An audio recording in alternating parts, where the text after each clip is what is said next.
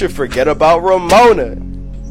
You should fuck me. Why ain't we fucking? We should be fucking. And Scott's just kind of like, no. Bro blacks the fuck out. And then wakes up and turns out the whole night he was just talking about how much he loved Ramona. And fucking dips out and, well, he didn't know the direction, so he went the wrong way. Goes back, gets his old job back, because by the way, he got fired. So I guess he goes to go talk to his sister at the Second Cup, because that's where she works. Knives also works at the Second Cup, but turns out he went to the wrong one. He went to the wrong location, because he thought all of them were the exact same. So then Knives sees her dad outside, and Scott's like, that's your fucking dad? She brought Scott up during dinner, and he kind of put the pieces together that, you know, this 22-year-old grown-ass man is dating this fucking 17-year-old child. You know what?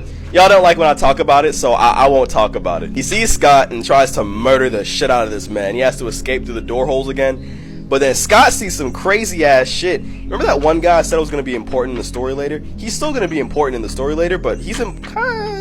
you'll see it. So Shawty getting dogged out right now.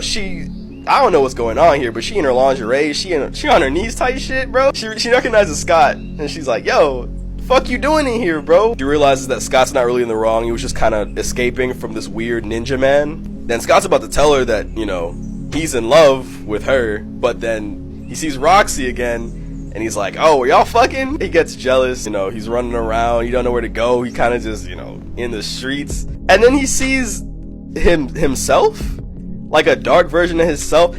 He sees Nigga Scott. Nigga who? So he runs back and bro was about to murder everybody in that fucking house. Scott's kind of a pussy. I'm gonna let you know this right now. When it comes to like dealing with things he doesn't want to deal with, he'll run. So he's just running through the house right now. And Roxy's like, you know what? I'll fight your fucking battles for you since you're a pussy ass bitch.